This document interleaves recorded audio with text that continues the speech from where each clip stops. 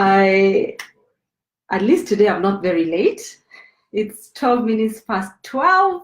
I was supposed to be on by 12 o'clock. So last time I was late by a whole hour. So anyway, it looks like I am starting to, sort my tech gremlins. They did threaten today as well, but I didn't give in. So thank you so much for those that are going to watch this Facebook Live and those that are going to come in live. I really hope people are going to come in, but even if they don't, I'll still talk about it. I'm so excited. And today's topic is the online course that I created for parents last year, which is coming up for enrollment again at the end of this month, so on the 30th of March, 2019. And I wanted to spend a bit of time talking to you about what the course is and what it's about and who it's for and who it would benefit. And and answer any questions that people have on what the course is. So let's get started. Is it hot where you are? In Nairobi, we are experiencing the equinox, which I'm told is when the sun is above the equator. So the sun rotates. Is it the sun that rotates? Or is it the earth? The earth rotates. Mm-hmm. Is it the earth? The earth, yes. The earth rotates, so we have gotten to where the center of the earth, isn't it? Is that the equator? I think I need to go and hit my geography books. So it's very hot. And yesterday was actually really hot. Today is a bit breezy, but it's still very hot. So it's really good idea to be indoors. All right. So the course, the online course for parents is called the Late Talkers Bootcamp. And there's two versions of it. There's the Late Talkers Bootcamp 1.0. I better just have my phone on silent. Why did I not think about that? Yeah. So there's a Late Talkers Bootcamp 1.0 and Late Talkers Bootcamp 2.0. And I'll explain what each is. So it's an online course for parents. As the name suggests, it's a course that is geared at getting parents to grow their late talkers language. So your child that is between the ages of 2 years and 5 years that is delayed in talking. So ideally, if your child is 2 years, the expected vocabulary for them should be between 200 and 300 words. Now, I know we have a lot of children that are not meeting those milestones or the threshold for vocabulary, but not to mean that it's not the norm. We don't have to damn down because the rest of the population are not achieving those milestones in the expected time. And that's usually, I would say it's mostly because of our lifestyle, just what homes are like, with both parents working and maybe kids not going out as much to play with other children. So that is probably what is bringing down or making a lot of children not achieve the expected vocabulary limits, but not to mean that we can't aspire to them because there are children who are still meeting them. So if your child is between the ages of 2 and 5 years and is either not talking or delayed in talking, so if they are not saying maybe even up to 50 words, so that would obviously be a delay if they are non-verbal altogether. But if your child is 2 years and hasn't achieved 100 words, then we can safely say, yes, they are delayed. So they would be in the bracket of late talkers. Or if they are 3 years, for example, and they're still not combining words, so not saying sentences, or they haven't even reached 500 words, so yes, they'll be delayed. This course is designed for parents who are proactive, who want to know what they can do at home to be able to grow their children's language. So they're saying, well, either I have access to speech therapy or perhaps you don't have access to speech therapy, but you feel like you want to up your skills to know what you can do at home. So this course is definitely for you. If you are perhaps accessing speech therapy and you're wanting to fast track the progress, this course then as well is for you, because we get to teach you what you can do at home so that you can reinforce targets that are being introduced in your child's speech therapy session. And if you're doing that and you're finding functional opportunities for your child to practice whatever they're being taught, and you're, I guess, being interactive, and the interaction that you have with your child is quality interaction, then yes, it's going to help you achieve or your outcomes much quicker. So this course would be for you in that case. And I mean, if you're prepared to do the work, if you're a go-getter and you feel like you want to gear down and do the work, then definitely this course for you. So why 1.0 and why 2.0? So 1.0 is designed, it's just a shorter version of the program that is designed for parents who have children who are probably not saying much, or at least not even saying 50 words. So if your child is only saying mama and baba, then, and not saying anything else, and they're 2 years or they're 3 years or they're 4 years, so, and you don't want to perhaps be overwhelmed by information, you can choose to do the Late Talkers Bootcamp 1.0. So that course, the 1.0, is aimed at getting your child to grow up to 50 words. So they're not saying anything. So the promise is, if you follow whatever is prescribed in the course, you're able to get your child saying up to 50 words. Yeah. And then the Late Talkers Bootcamp 2.0 is for children who are maybe saying plenty, but not putting words together. So they're not combining words to make sentences. So they're just maybe saying mama and then saying banana and saying, but they're not joining words together. And it happens a lot. So in the 2.0 course, I get to teach some speech therapy proven techniques for how you can get your child to actually start combining words and having a conversation, which will be really good, and which is really my interest, to have your child saying plenty.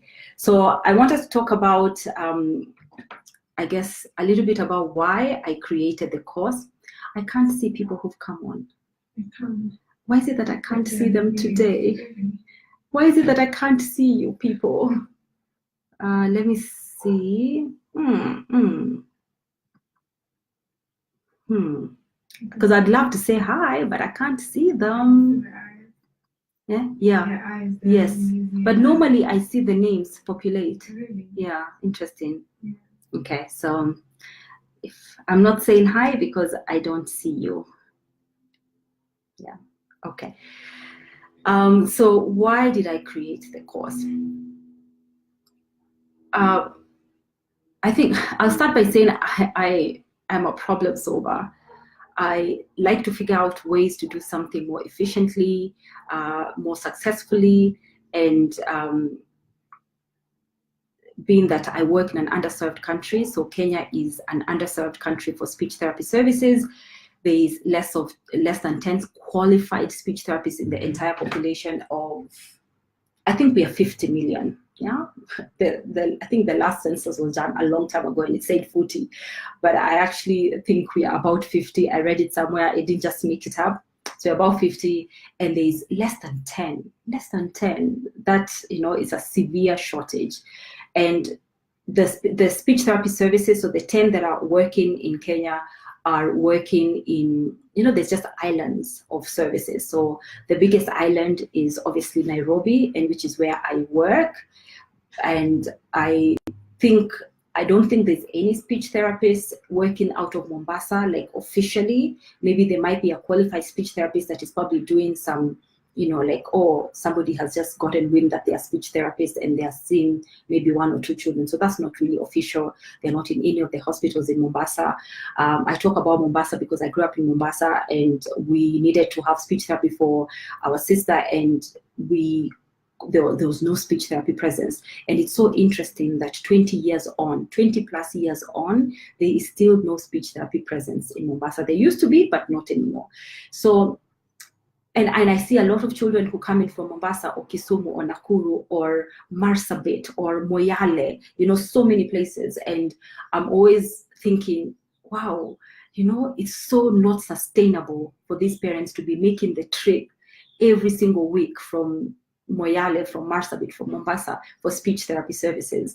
Yet I could probably devise a way, for them to be able to do what it is that I'm doing back in where they come from. So that was obviously one of the reasons why I decided to start the Late Talkers Bootcamp course. The other reason is that I kept seeing children who presented at my clinic for speech therapy evaluation, speech and language evaluations, who, for me, I felt if the parents were able to implement 1 or 2 things, then these children would not even need to come for speech therapy. I just felt like it's just a little tweak in the environment where these children are in that would then I guess counter the need for them to even have speech and language issues, but also for them to need to access speech therapy. So I thought, okay, so that's another reason. And finally, I felt, well, I kept witnessing children that presented with very specific issues that actually two things, they were either overstimulated, overexposed to screens, so TV and smartphones and whatever, or they were understimulated. So I was having to give the same feedback each time, same feedback to parents. Do this, don't do this, don't do this. And I was like, can I just put it into a course and have it accessible to people? And actually that was the reason why there's so the Late Talkers Bootcamp course is a paid program, but there's also a free program that's a 3-part video series of Grow Your Child's Language, where I talk about a number of things that parents can start to do or be aware of so that their child is, their communication skills are optimized. So, and also it's always been part of what I do, part of my practice, to empower parents and to increase awareness about what speech therapy is. And this is what I say to parents all the time. I say, what I can do as a speech therapist, you definitely can do as well. So the only difference is that, yes, I have gone through college and this has been my specialization. I have learned about, anatomy and physiology of speech and language structures, about assessment and diagnostics and differential diagnosis. So knowing that this is a stammer and not a clutter, this is a autism and not, say, global delay. So I've been taught to know how to make those diagnostic judgments. And yes, I have been taught on therapeutic techniques that we can use to get a child, talking or improving whatever area that the child is having difficulty with. And yes, all that. So that makes up, my qualities as a speech therapist. But I can teach you, it's not difficult.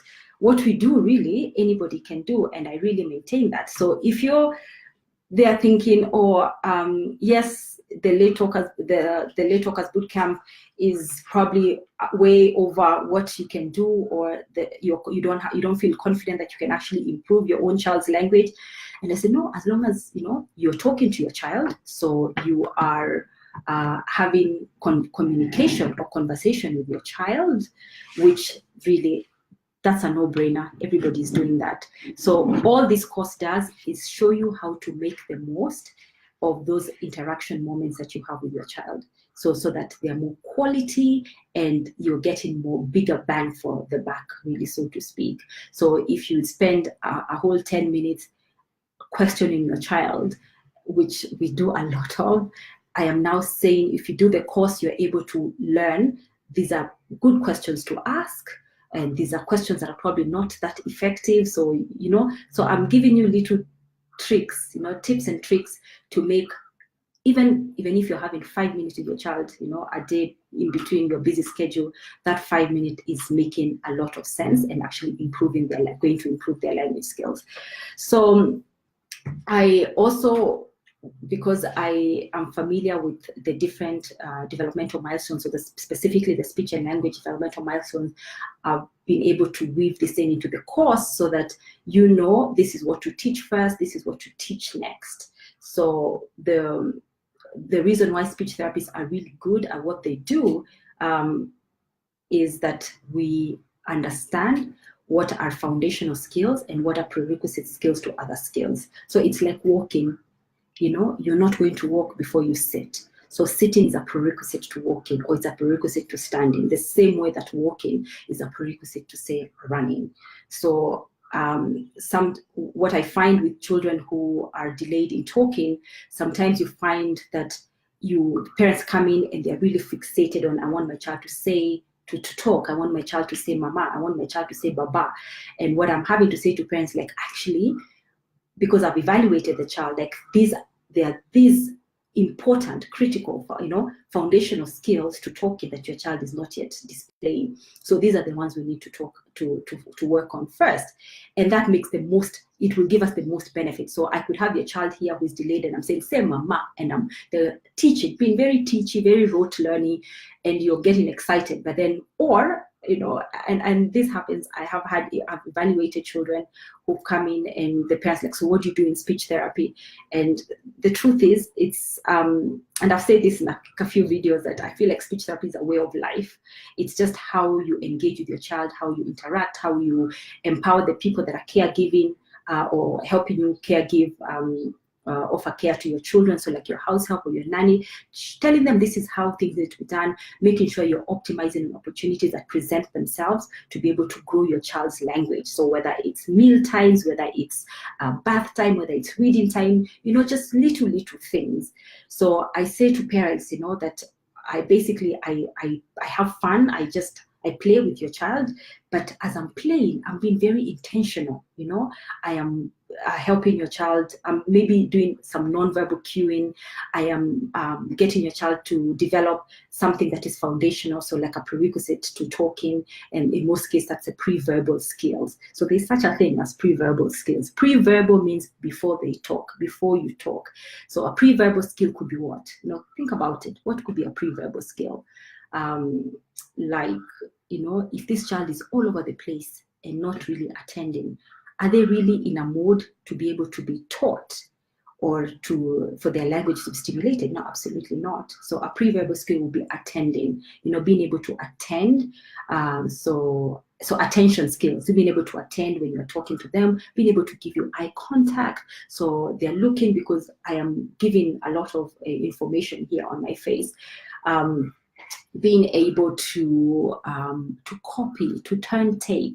Communication is about back and forth things. So if your child is not taking adequate turns when we are doing a play session, if your child is not even allowing me to engage them during play, they are not really in the mode to be able to be for their language to be stimulated. So I do this, and I have seen parents who've come in and say, oh, I didn't even realize in my little 30 minutes of engagement with their child during an evaluation, they say, oh, I didn't know my child could do that. And I'm like, yeah.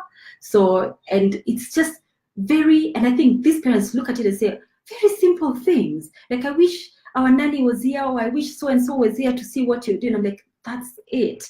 So because I kept hearing that, I was like, can I teach parents? There's not enough of me to go around in Nairobi. I have wait lists, and yes, we see over 700 children every month for speech therapy services, but there are so many that I'm not able to reach. And if I could do something to impact on the way you interact with your child, on the way you set up your environment at home so that you're having quality interactions with your child, then I feel it would be to the benefit of the parents who probably will not be able to access speech therapy, or don't even, so they don't live in a place where they can access speech therapy, or they probably can't afford it, because speech therapy, let's face it, is a very pricey affair. And as much as, yes, we try and keep at my clinic the cost to, the absolute minimum that we could, it is still very unaffordable for a majority. And I remember with my sister, who is, she's a grown up now, but when we're trying to access speech therapy for her, the cost was just too much. It just was not sustainable. Even just being in Mombasa and having to think about relocating the family so that my mom would be in Nairobi with my sister and perhaps myself, or us, the other siblings would be in Mombasa. It was just something that was really going to tear the family apart, just so that we could access this thing that seems to be, for the elite, like unaffordable, first of all, and it's only in particular areas. And when we come to Nairobi, I think it was in very, sort of exclusive areas. And I know my clinic is almost like in an exclusive area, but I am trying to, have speech therapy accessible to anybody, wherever you are. You just need Wi-Fi and you can do it on your phone. And I'm just videos and I'm teaching and I'm explaining some of the things you can do, and you can apply them right away, and you will see results. I say this to parents, and honestly, I believe it with all my heart, that I have met no child who I could not teach. No child, absolutely no child. Every child has a capacity to learn.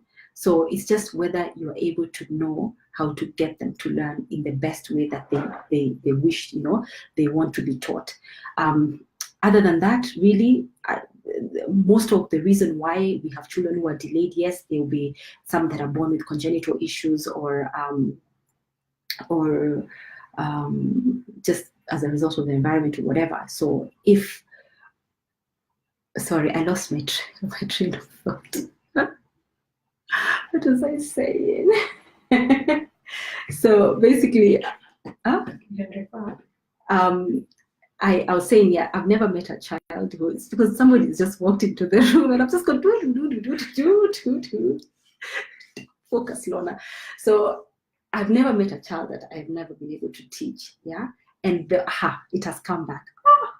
Thank you, great. So the children who are not making sufficient progress usually is a reflection. Now I am seeing somebody. Was there nobody before? Like, I am seeing somebody. Hi, Carol. Thank you. So the reason why that child will not be making sufficient progress will be as a result of really lack of awareness or knowledge or creativity in how to do it.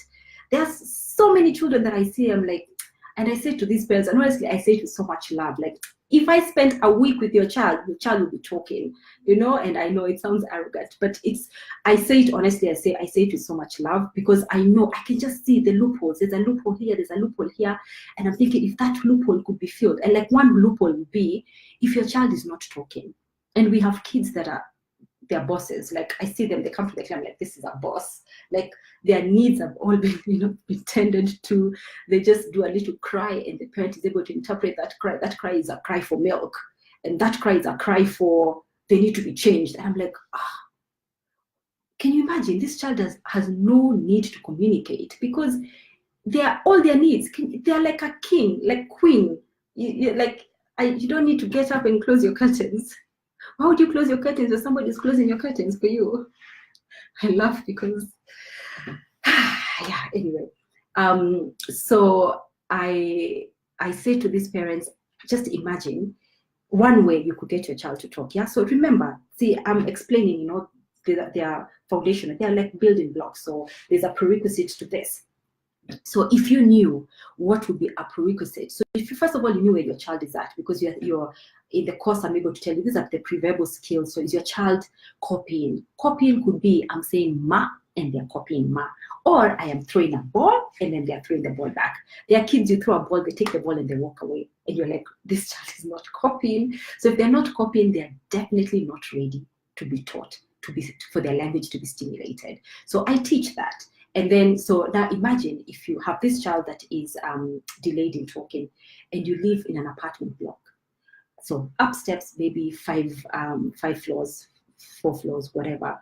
And every day you just, you carry your baby up, or, you drag them up, because they're walking, but you don't take advantage of that very mundane looking, hi, how Hi, Monica. Thank you so much for joining. I was wondering where the people are at.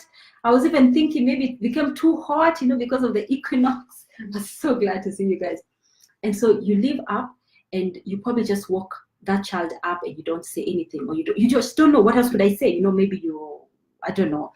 But I say to parents, can you imagine if every day, and now pre-verbal skills, copying, turn taking, and you can try and establish and find out, is your child actually displaying those pre-verbal skills? Because they will not talk, for sure. They will not talk before they establish their pre-verbal skills. I promised today I was going to talk for 25 minutes and it's 25 minutes. I'm such a talker. So you're going up. One thing that you could do for this child is that, so you're carrying the math, yeah? You could go one step and you could start this with a child that is 7 months. It doesn't matter. They will talk. So you go up one step and then you can say up, and then you go up another step and you can go up. And then be animated in your expression. Go another step, you go up, and then look at them. So establishing eye contact and just saying up, and then do it for 1 week. So your child is not talking, or your child is 8 months, whatever. So 10 months, 12 months. Do it for 1 week without any expectation. You're just exposing language. They will bring back. Don't you worry about that. They will, I promise you.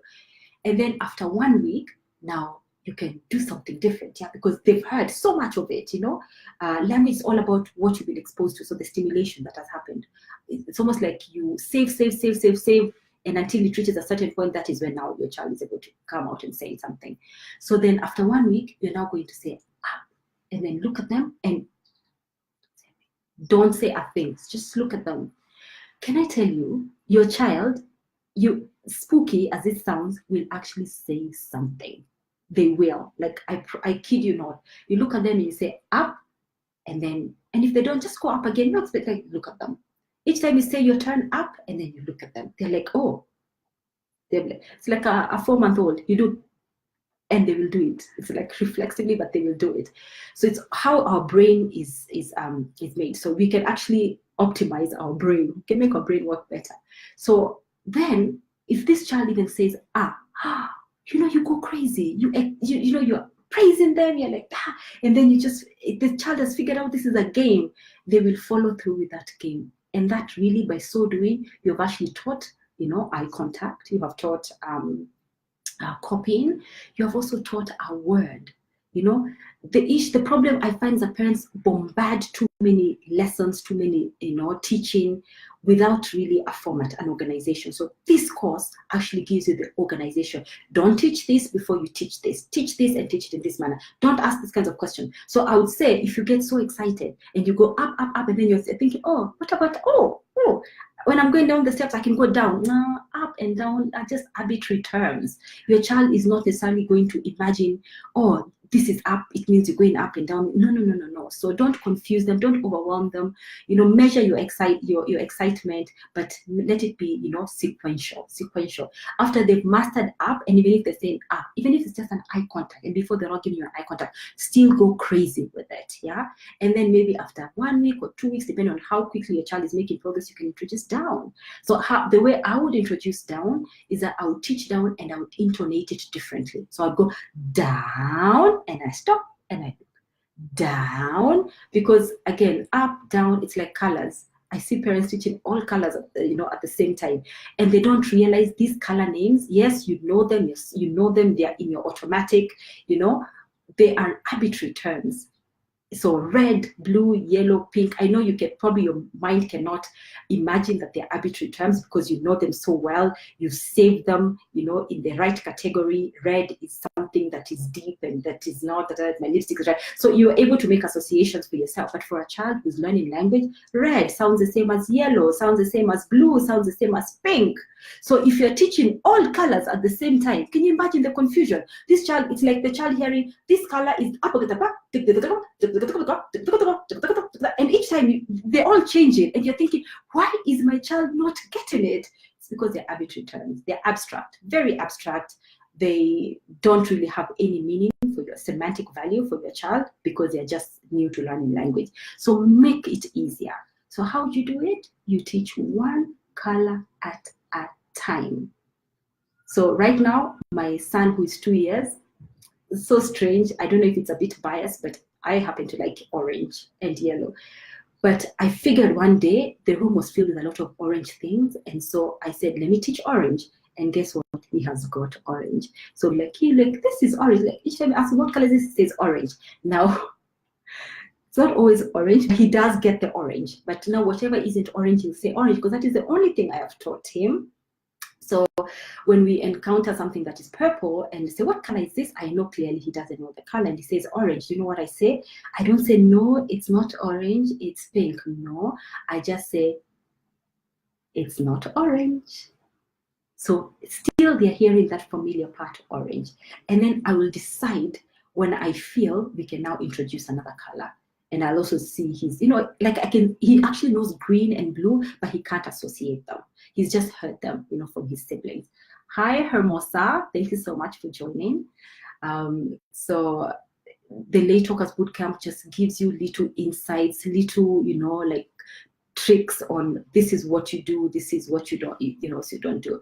So it's much simpler than anybody actually lets on. And I really want for all parents to feel empowered that they can do it for their own child at home. You spend the most time with your child. So you bring your child for speech therapy 2 sessions, and I really want the whole environment to be optimal for us to have, timely gains. But if it's not optimal, if the people that are interacting with the child are not really giving them quality interaction, or you're not taking care of some things that are known to deter prompt language development, then the progress in speech therapy is going to be slower. And also, for as long as parents imagine they can't do it, I'm not a specialist, somebody else can do it. I'm like, missed the point, because what we do, as I said, you can do it as well. If you go to a speech therapist that is very teachy, like say this, say that, that is just to gain your confidence and trust. But really, the way the speech therapists that work really well and effectively are the ones where the child that they're interacting with does not even realize they're being taught, particularly if the younger kids. I mean, if it's a child that is 15 or 12 or whatever and has a reading disorder, yeah, it's very teachy, but you also need to be familiar with what should be a skill that should be taught before another. And we have a term for this in speech therapy. So the speech therapy term for it is zone of proximal development. So I cannot teach running before a child is walking. So most parents are trying to teach running before the child is walking. Hi, Nyambura. Thank you for joining us. But we've teaching. So we are very fun teachers. I would say speech therapists are fun teachers. So can you imagine, if you always interact with your child with an agenda from the back, but an agenda that is smart, not, I see parents go, what is this? What is it? Like, too many questions that are not really giving the child adequate language stimulation. So if you're asking a child, what is this and what is this, and they're not answering, have you really impacted on their vocabulary there? No, you haven't. If it's an elephant, they don't know the elephant, you're like, what is this?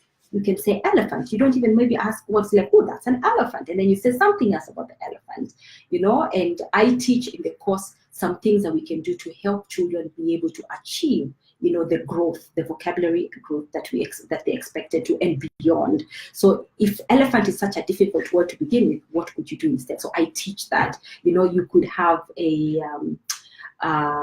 sound version of it. Hi, Wangeshi. I am not wearing a headgear today. Thank you for joining. So that is what the Late Talkers Bootcamp is. So if anybody has any questions about it, I don't mind. And just ask questions for the sake of asking, just so that I can have a question I can answer, please. And also, I have some good news. I'm giving away the Late Talkers Bootcamp to 3 parents. So the contest started on the 20th of March and is running until the 28th of March. And I will announce the winner on the 29th of March. And then on the 30th, we open up the launch for that program for anybody that is out there that is wishing to purchase the program.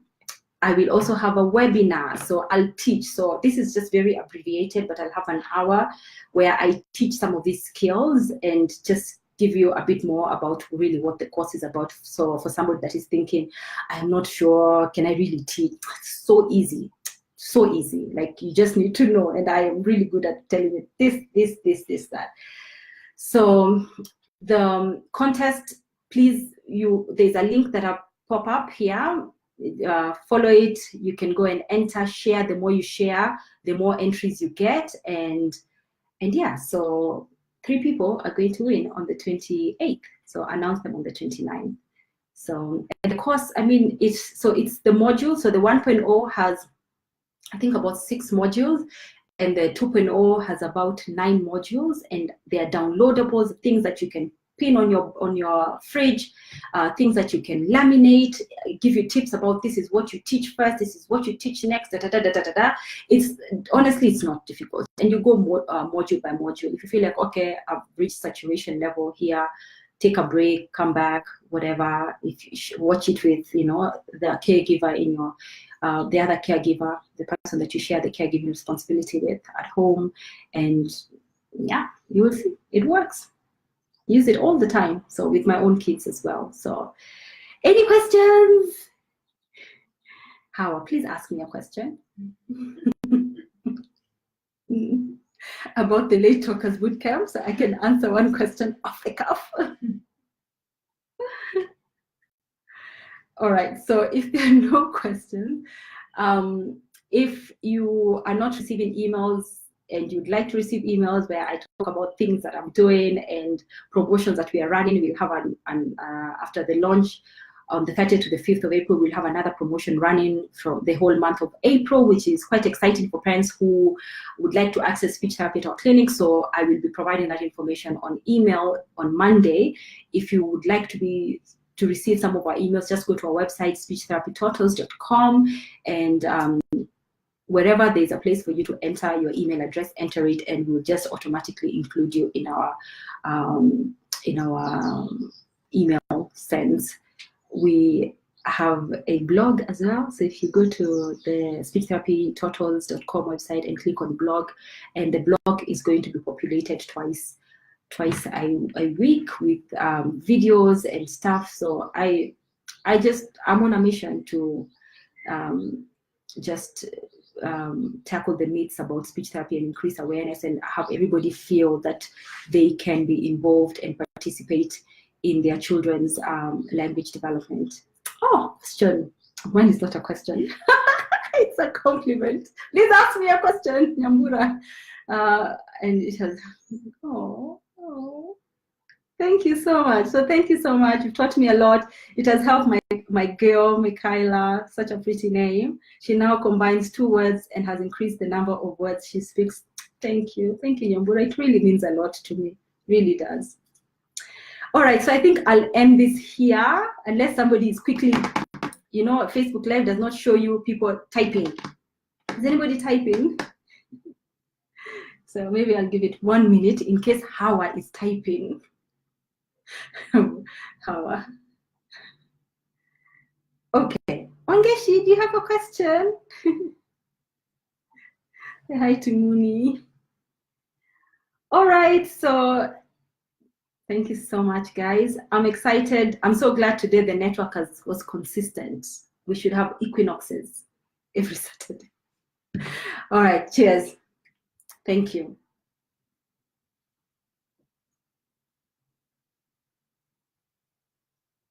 Why is it not? I know why it's not. I am trying to touch the screen. Oh, it's so dark.